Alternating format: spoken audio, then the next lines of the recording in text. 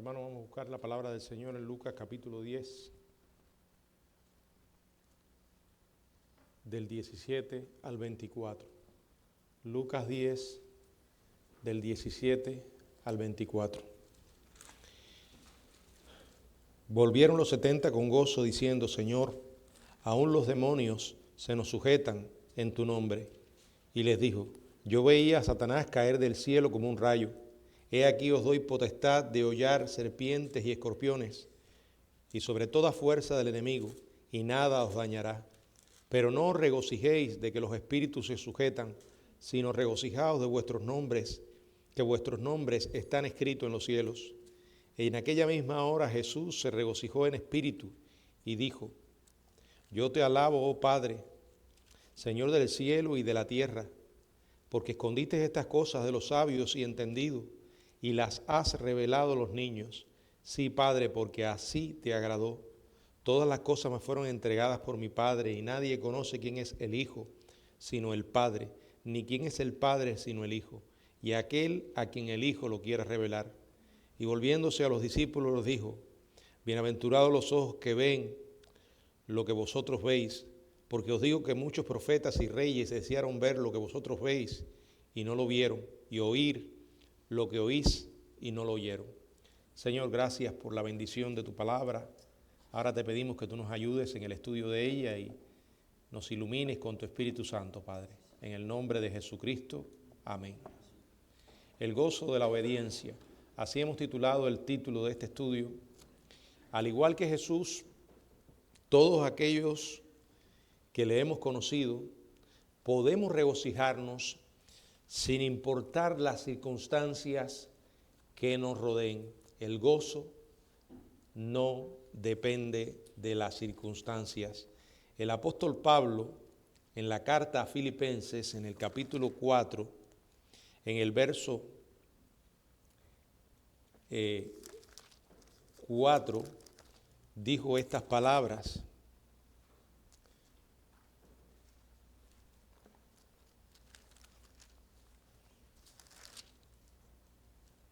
regocijaos en el Señor siempre. Otra vez digo, regocijaos.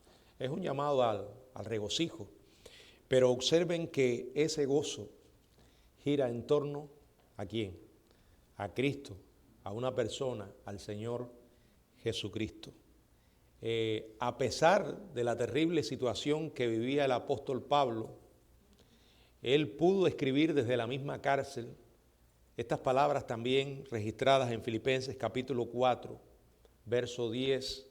En gran manera me gocé, y aquí vuelve a decir lo mismo, en el Señor. O sea, si tenemos a Cristo, tenemos toda la razón para gozarnos.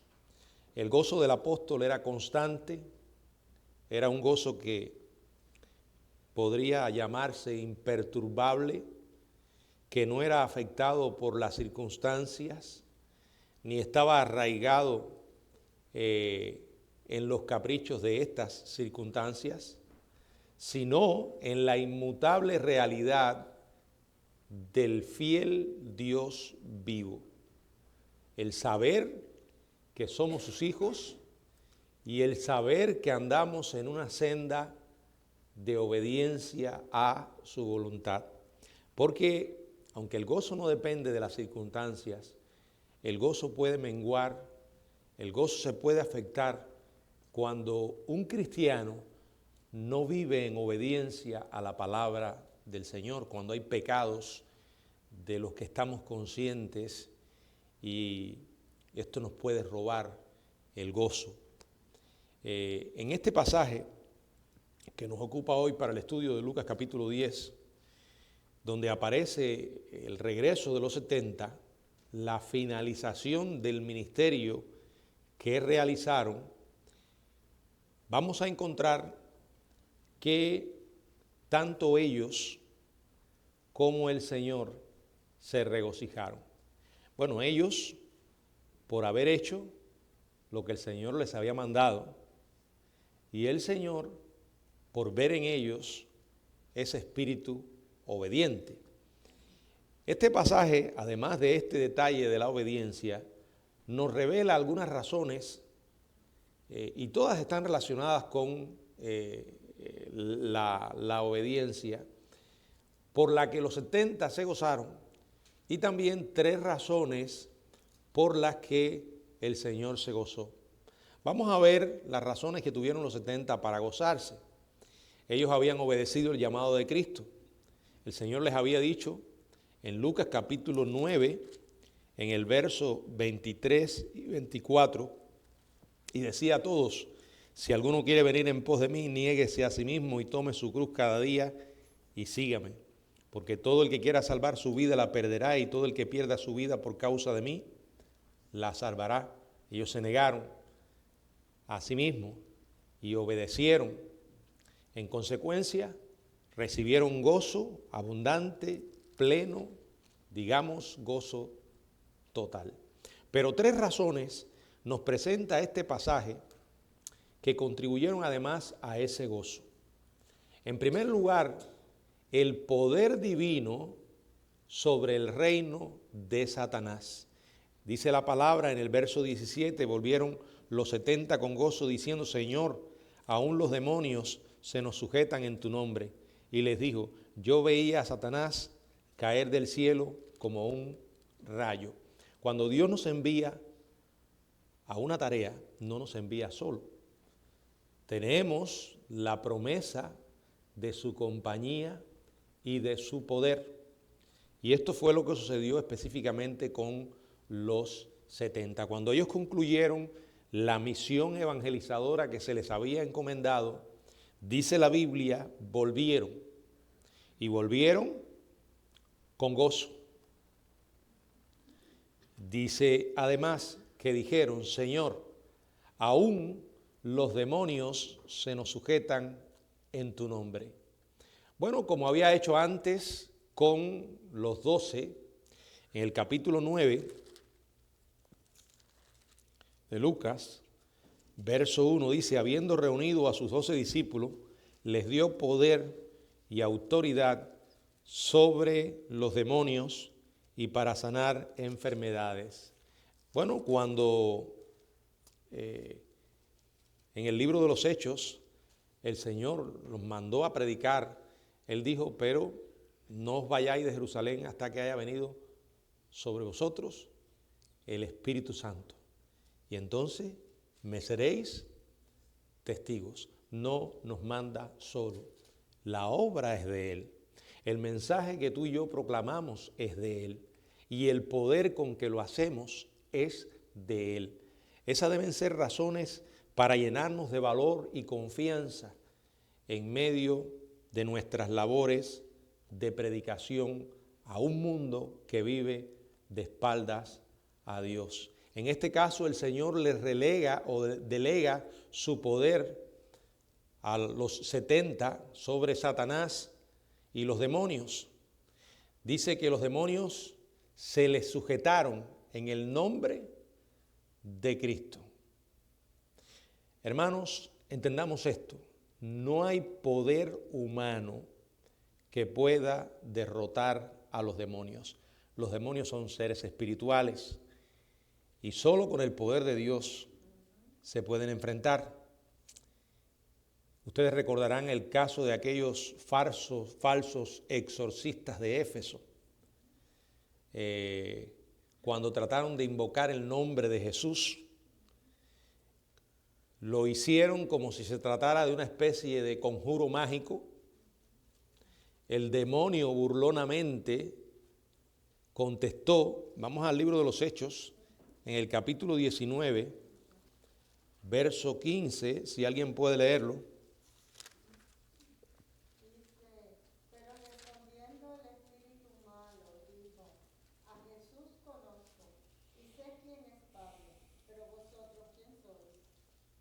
Bueno, este es un ejemplo, ¿verdad? Después, este demonio usó al hombre en que habitaban para aplicar una tremenda paliza a estos aspirantes a exorcistas. Dice el verso 16, el hombre en quien estaba el espíritu malo, saltando sobre ellos y dominándolos, pudo más que ellos, de tal manera que huyeron de aquella casa desnudos y heridos. Pero los 70 estaban ministrando en el nombre de Cristo, con el poder de Cristo, y eso les produjo un gran gozo por la realidad de que a través de la predicación que ellos llevaban, se liberaban a las almas del poder de Satanás. Bueno, esto es algo que nosotros tenemos que tener muy presente. La manera que nosotros tenemos para contribuir, digamos, a la salvación de los perdidos es obedeciendo el mandato de Cristo y siendo fieles en la proclamación del mensaje de salvación y recordando que es Él el que hace la obra, que es Él el que nos envía, el que nos da el poder. No podemos hacerla sin oración, porque en ella estamos reconociendo nuestra incapacidad y estamos dependiendo del Dios que nos ha llamado y nos ha enviado. Cuando los 70 le dicen esto a Jesús, dice la palabra que Él les dice: yo veía a Satanás caer del cielo como un rayo. Aquí vemos un verbo en un tiempo, lo que se llama tiempo imperfecto, traducido yo veía. Esto trae la idea de un proceso continuo en lugar de un acontecimiento de una sola vez. Podemos decir, bueno, aquí la imagen que el Señor emplea es la imagen de un rayo. Imaginemos ahí un rayo que destella de manera brillante y de manera repetida y después desaparece. O sea, Jesús estaba regocijando y lo expresa a través de esta imagen, observando la destrucción del reino de Satanás. ¿Cómo? Con un alma a la vez. ¿Cómo? Con un esfuerzo intencional por predicar el Evangelio a todas aquellas personas que Dios pone en nuestro camino, en nuestra vida, aprovechando esas oportunidades, recordando que debemos llevarlos a conocer a Jesucristo. Hermano, lo mejor que podemos hacer por alguien que está perdido no es ganarle una discusión, no es intentar convencerlo con grandes argumentos. Nosotros no convencemos a nadie, por muy preparados que estemos. Es presentando el Evangelio de Cristo en oración y con fidelidad. No importa la clase de vida que esté llevando esa persona, no importa cuán hundido haya estado o esté en el pecado, Jesucristo puede transformar la vida de cualquiera. Entiéndalo, si lo hizo con usted y lo hizo conmigo. Esto sugería que siendo cierto, esto seguiría siendo cierto a lo largo de toda la historia de la iglesia, lo que Jesús dijo, ¿verdad? Yo veía a Satanás caer del cielo como un rayo. Cada vez que nosotros somos fieles, obedeciendo, miren, si no hablamos, Dios no nos puede usar. Tenemos que hablar. No importa cuán fiel sea su testimonio en el lugar donde trabaja. Muy bien, lo felicito, pero tiene que hablar. Si su testimonio es un testimonio adecuado, eso va a reforzar su mensaje, pero tiene que hablar. Pero es que ya yo le he hablado tantas veces, vuelve a hacerlo. Aprovecha la relación que tienes con esa persona para usar el derecho a que te escuche. Pero tantas veces se lo he dicho, hazlo una vez más, inténtalo de nuevo. ¿Tú realmente crees lo que dice la Biblia de la eternidad con Él, con Dios y sin Él? Entonces no nos podemos quedar callados, hay que hablar. Pero ¿y si me rechaza? Es una probabilidad, una posibilidad. Hay que enfrentar las consecuencias. Bueno, eso que fue real en los 70, es también real en la obra que el Señor nos ha mandado y que conocemos como la Gran Comisión que fue entregada a la iglesia. Cada creyente puede convertirse en un misionero. No tiene explicación que haya alguien que diga que conoce al Señor Jesucristo y nunca le haya hablado a otro del Señor. No es posible. No podemos concebir que una persona haya nacido de nuevo y no haya intentado hacerlo. Quizás usted no lo puede hacer como otro que quizás fue a un seminario, se preparó, pero recuerda que el poder está en el mensaje, no en el mensajero. La Biblia dice que el Evangelio es poder de Dios, no el evangelista, es el Evangelio, es el mensaje, y Dios glorifica su palabra. Él dijo que no va a volver vacía. Siembra, habla, busca la oportunidad, porque no sabes si esa será la última. Ya sea que esa persona se muera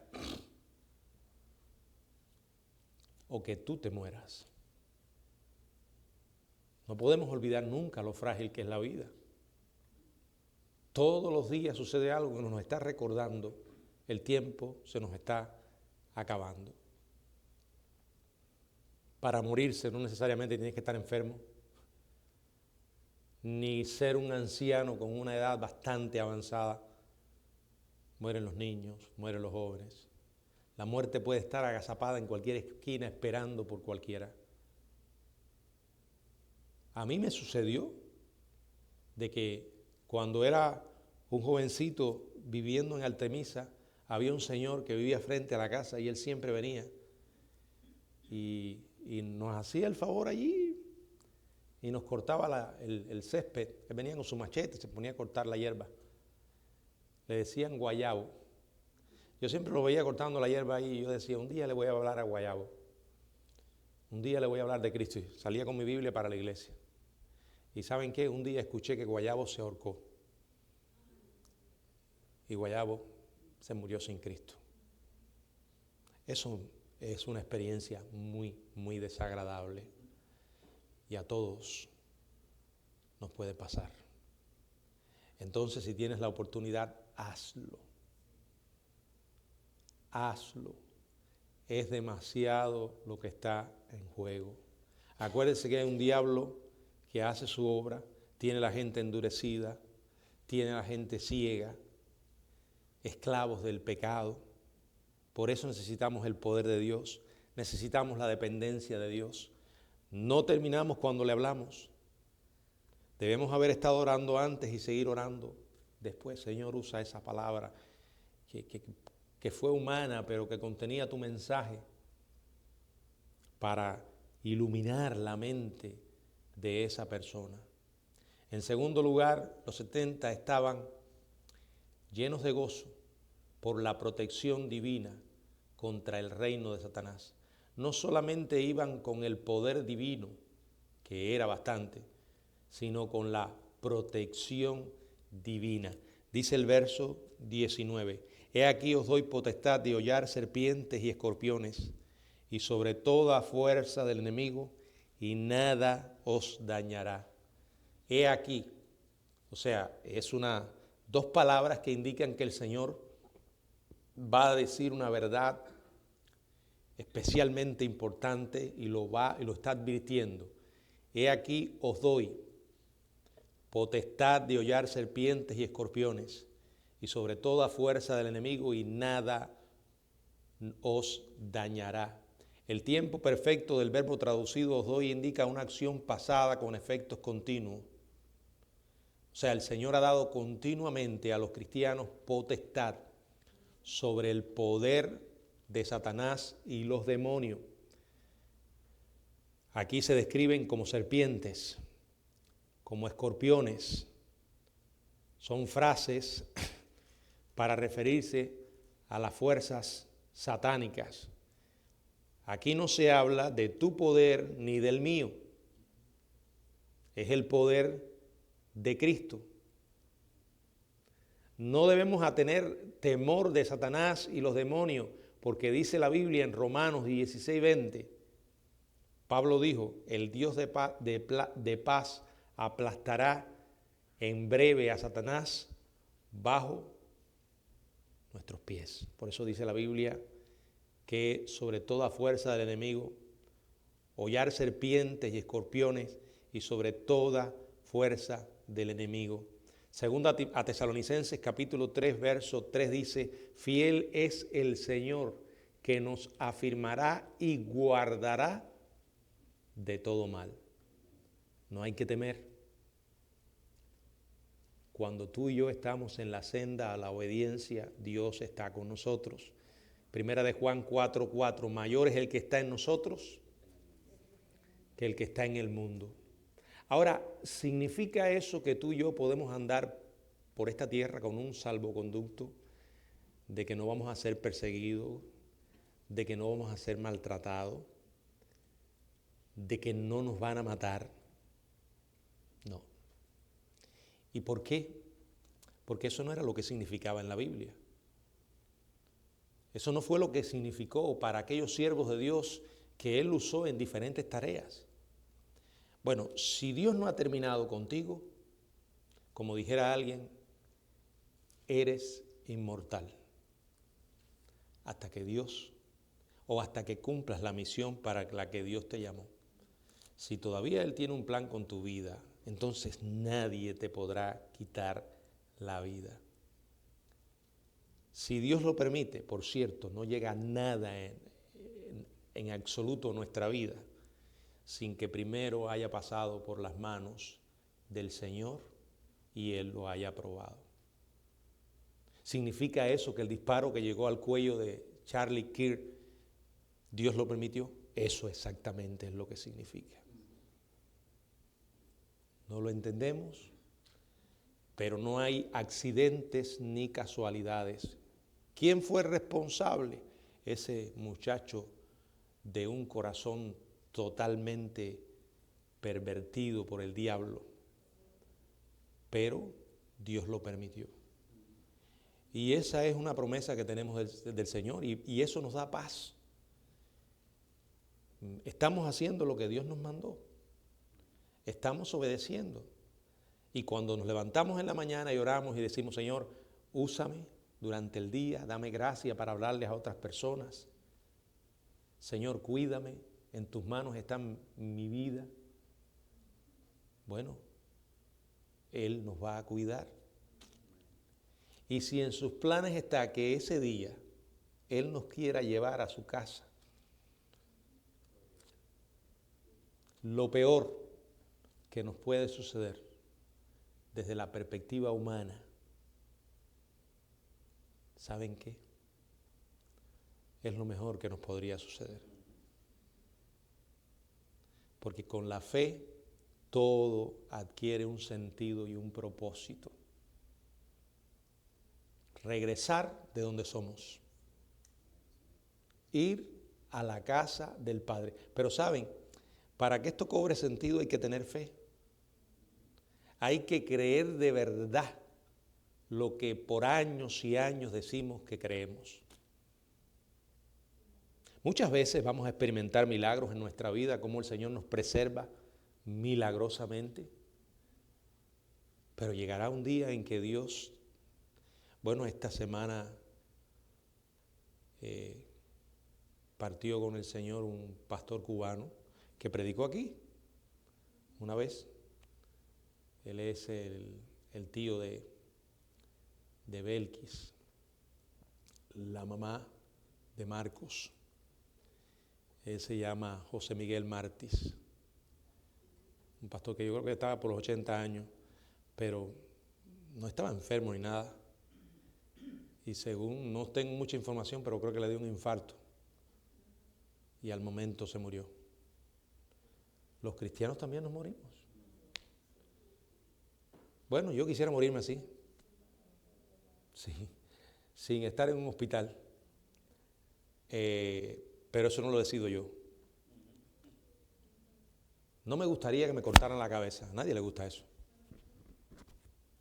Pero a Juan el Bautista se lo hicieron. ¿verdad? No nos gustaría morir en una cama después de un largo periodo de sufrimiento, no. Pero vuelvo, eso no lo decidimos nosotros. Es Él el que lo decide soberanamente. Pero mientras estemos en este mundo, podemos tener la total seguridad de que estamos en sus manos. Y si algo sucede, por eso yo les recomiendo, usted quiere vivir una vida de paz, ore. No solo por usted, sino por su familia. Cuando se levante en la mañana, trate de levantarse quizás un poco más temprano para que pueda orar y dedicar un tiempo a orar por las personas que usted ama. ¿Significa eso que...?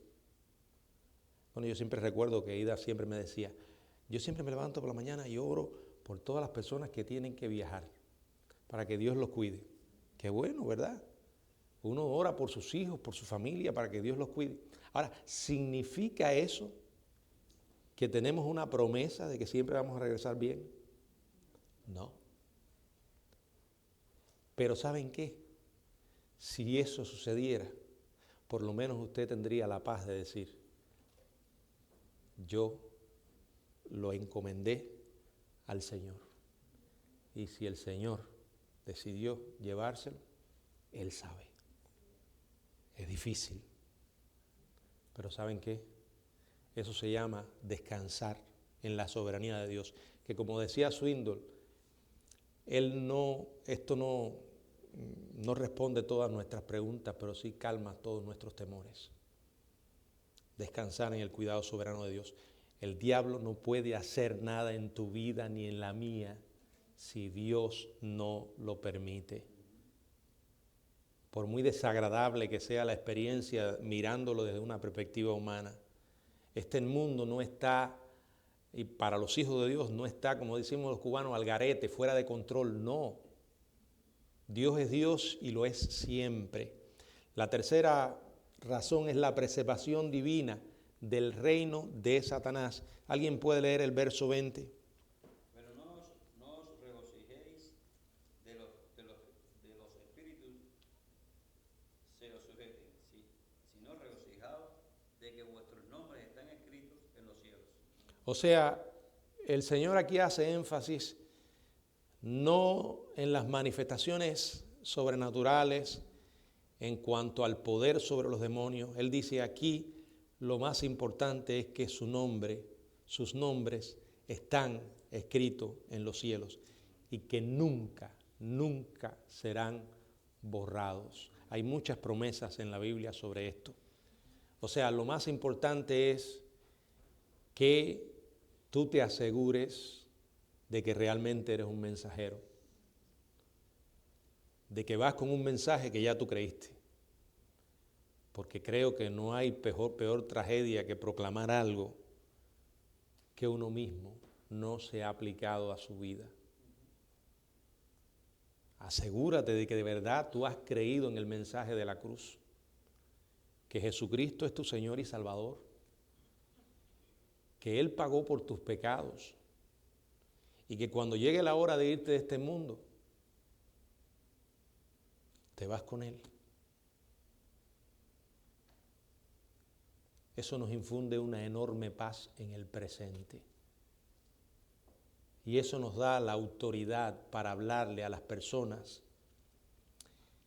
porque estamos proclamando algo que ha sido efectivo en nuestra vida. El Señor nos promete que una vez que le hemos conocido, nadie, nada podrá arrebatarnos de sus manos. Podemos tener momentos difíciles, pruebas, pero la victoria final la tenemos en Jesucristo. Ahora, el Salvador se gozó, dice, en aquella misma hora, Jesús se regocijó en el Espíritu, es decir, en armonía con su persona, propósito y poder. ¿Por qué? Aquí hay varias razones también para el gozo del Salvador.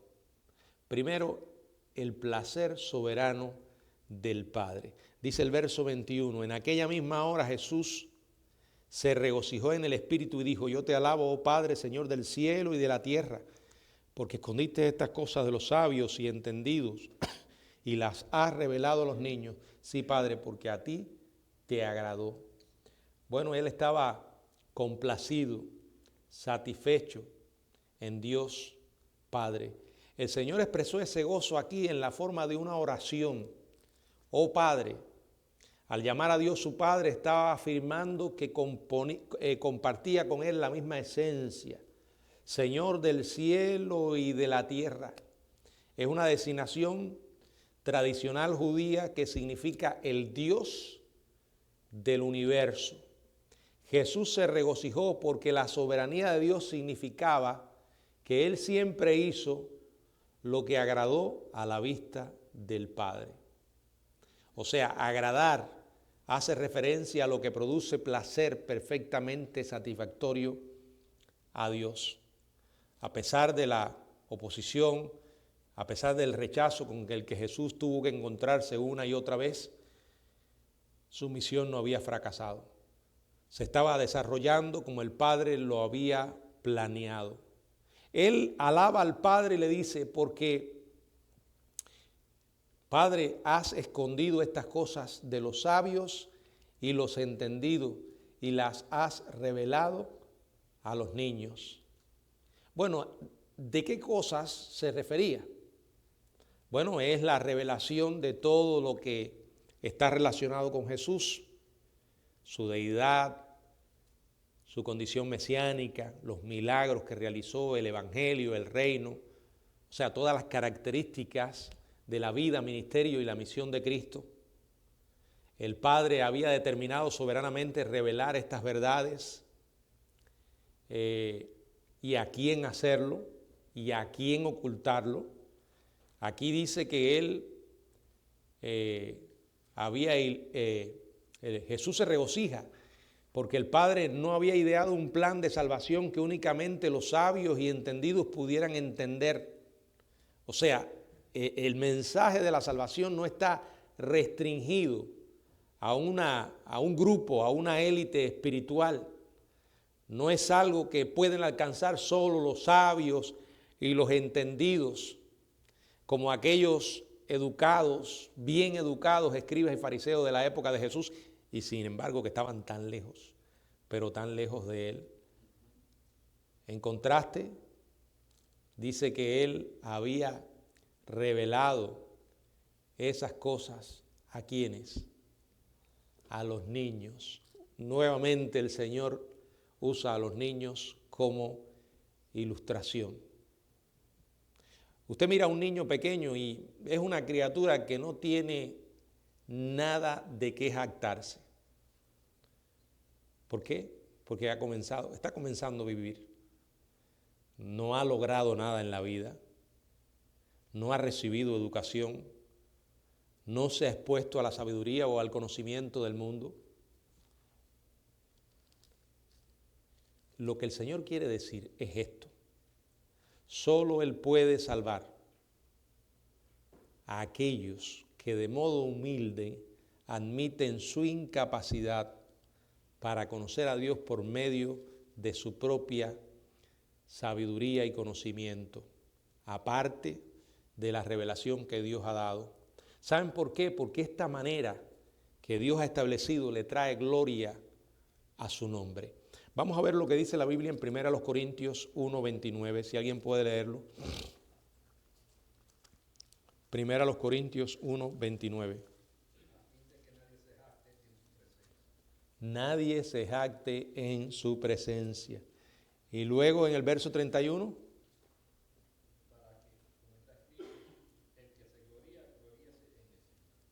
O sea, no tenemos nada de qué jactarnos. La salvación no pertenece a los inteligentes, a los sabios, a los orgullosos, a los vanidosos, a los jactanciosos. 1 Corintios 2:14 dice, pero el hombre natural no percibe las cosas que son del Espíritu de Dios, porque para él son locura y no las puede entender, porque se han de discernir espiritualmente. Bueno, esas cosas que son locura, ¿verdad? Dios ha querido salvar al hombre por la locura de la predicación. Si una persona no llega a la actitud de ser como un niño, reconociendo su verdadera condición perdida, humillándose delante de Dios, no merezco nada, estoy perdido, sin ti no puedo, sálvame, Señor. Entonces no hay salvación. Por eso dijo el Señor, bienaventurados los pobres en espíritu. Hay que reconocer la condición perdida. Y una persona no puede reconocer la condición perdida si antes no se le muestra. Ya esto lo he estado mencionando. ¿Y cómo se le puede mostrar? Bueno, lo que dice la Biblia de todos los hombres. Y las consecuencias de ser un pecador.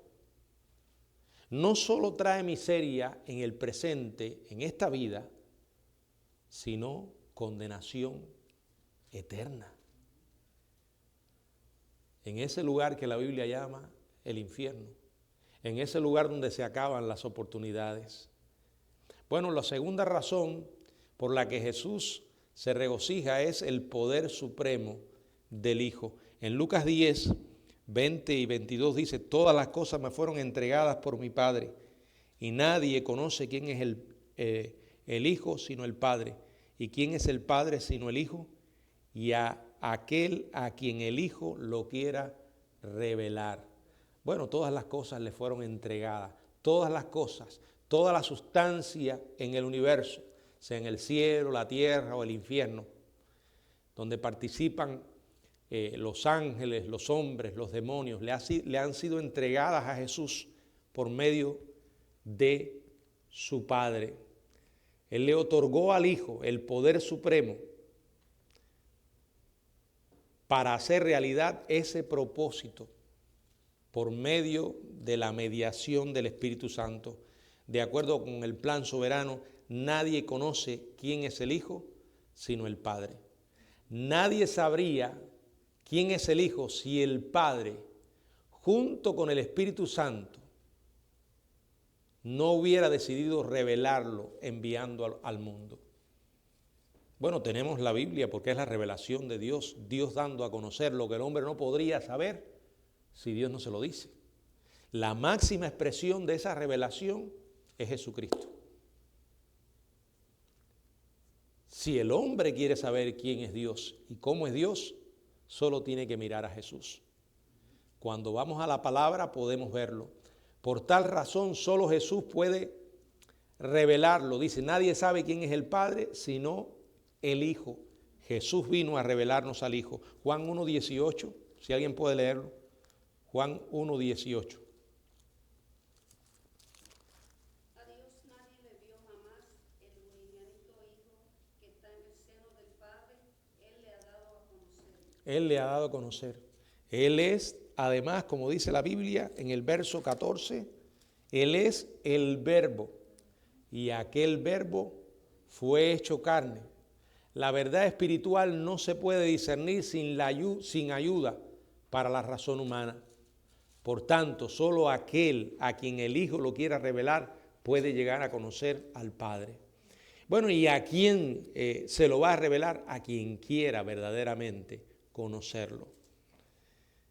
El que genuinamente busca a Dios desde su perspectiva, que como hemos dicho otras veces, no es más que el resultado de que Dios lo buscó primero. Entonces, Dios le da ojos para ver y oídos para oír. Para esa persona el Evangelio cobra sentido. Por eso, hermanos, nosotros no sabemos la respuesta que las personas darán al Evangelio. Tenemos la responsabilidad de llevarle el Evangelio a toda criatura.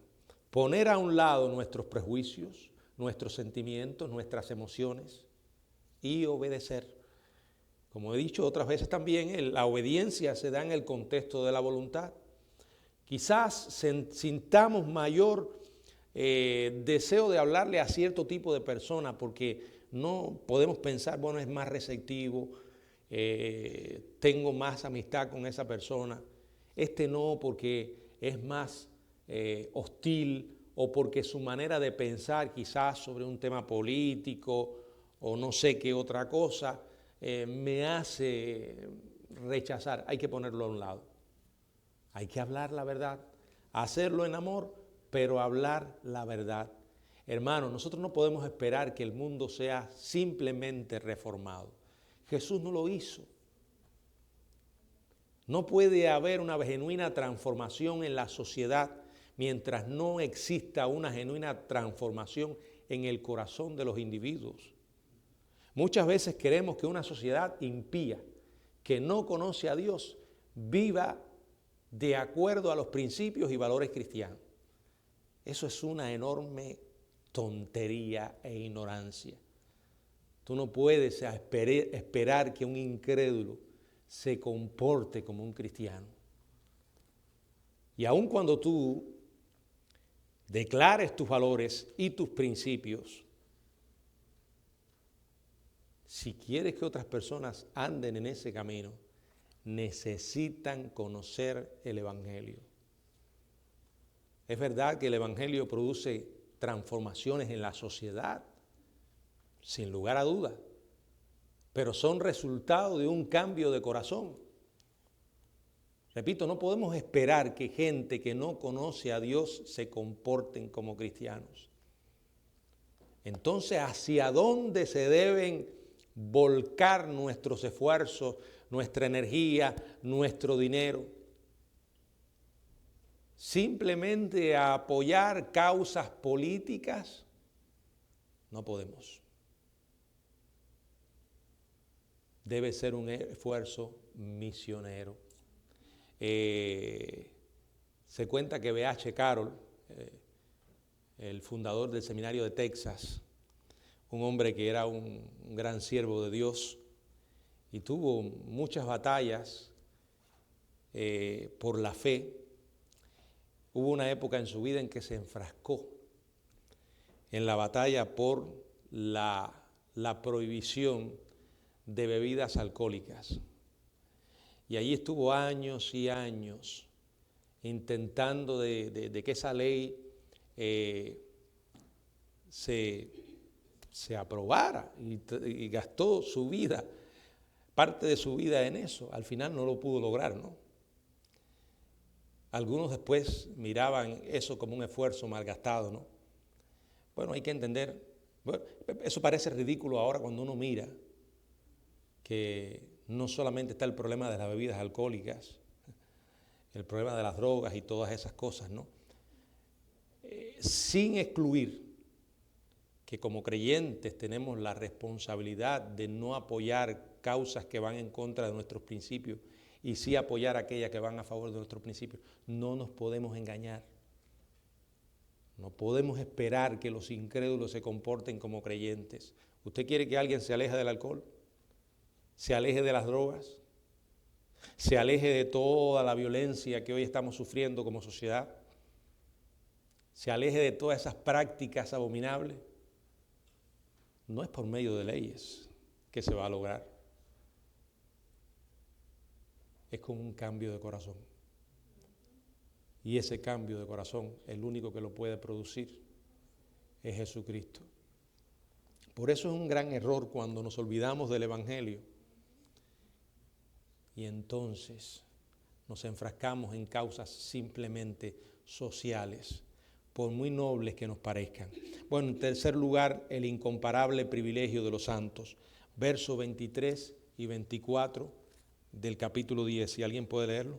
Y volviéndose a los discípulos, les dijo aparte: bienaventurados los ojos que ven y los ojos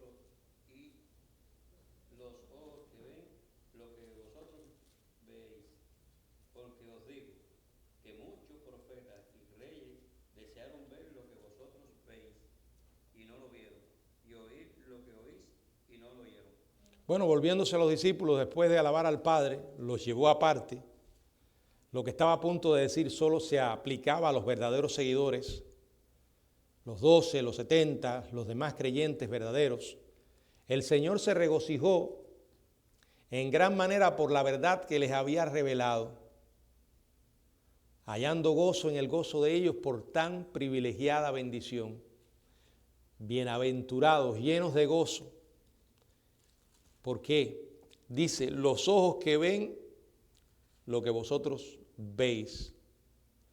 O sea, la bendición que ellos tenían de poder tener allí el Mesías, de poder ver la salvación misma que Dios había revelado y que era el cumplimiento de las promesas y los pactos del Antiguo Testamento y que todos ellos se habían cumplido en Jesucristo, la ofrenda perfecta, definitiva por el pecado. O sea, el Señor se había convertido en el conquistador de Satanás.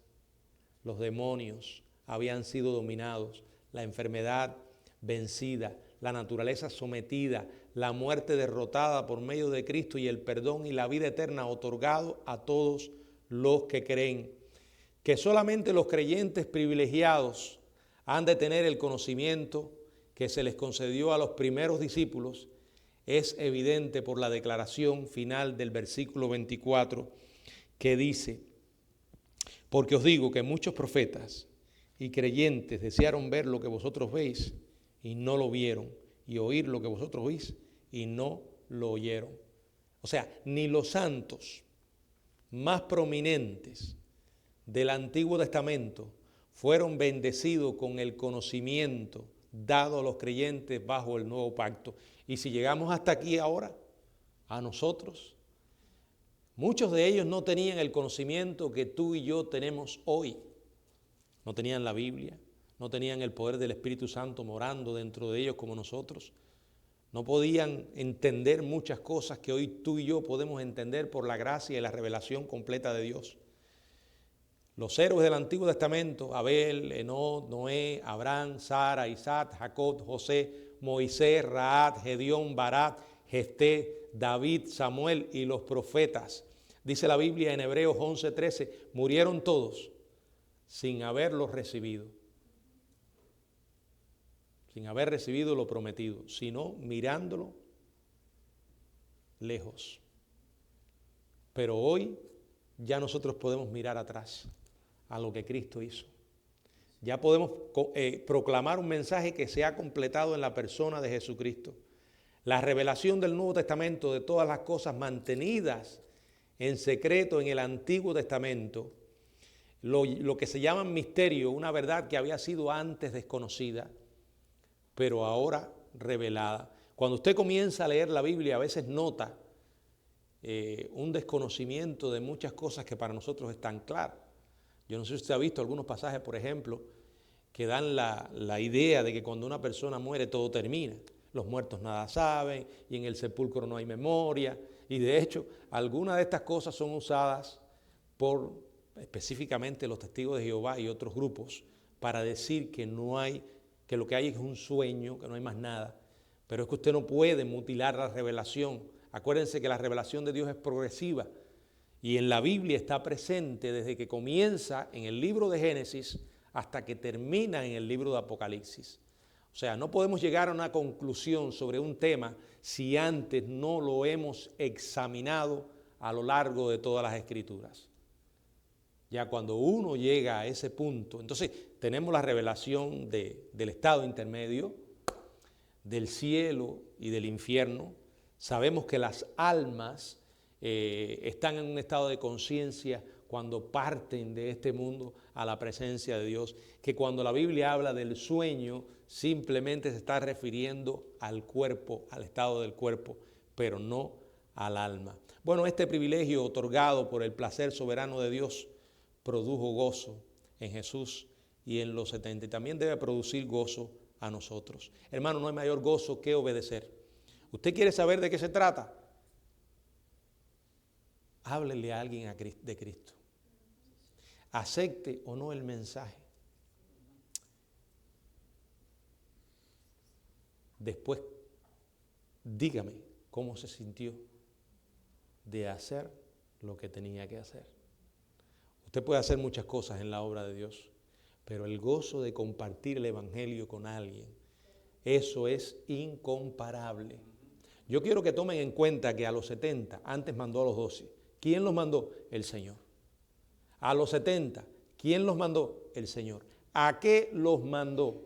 A predicar. Y eso nos puede decir mucho de la importancia que tiene esto. Fue Jesús. Y luego mandó a la iglesia. Y eso significa que nos está mandando a nosotros. ¿Cuándo vamos a entender que todos podemos y debemos hacerlo? Por todos los medios que tenga, de todas las maneras que podamos, a tantas personas que Dios ponga en nuestro camino, hacerlo una y otra vez. ¿Qué tiene temor? La mejor manera para perder el temor es haciéndolo. Hable, hable, y el gozo que va a experimentar será tremendo. Algo que no es comparable con el gozo que experimentaremos. Piénselo, imagínese que usted está en el cielo y que alguien se acerque a saludarlo, a abrazarlo, y tú digas, ¿y tú quién eres? Nos conocimos en la tierra. Bueno, yo estoy aquí porque tú me hablaste. ¿No te acuerdas aquella vez en que nos encontramos y me hablaste de Cristo? Sí, me acuerdo. Pero yo pensé que tú no habías creído. Bueno, aquí estoy.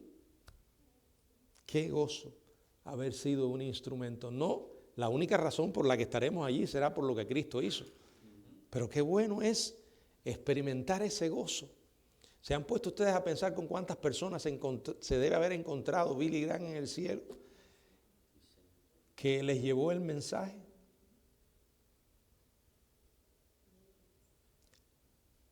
No hay mayor gozo que ese, hermano.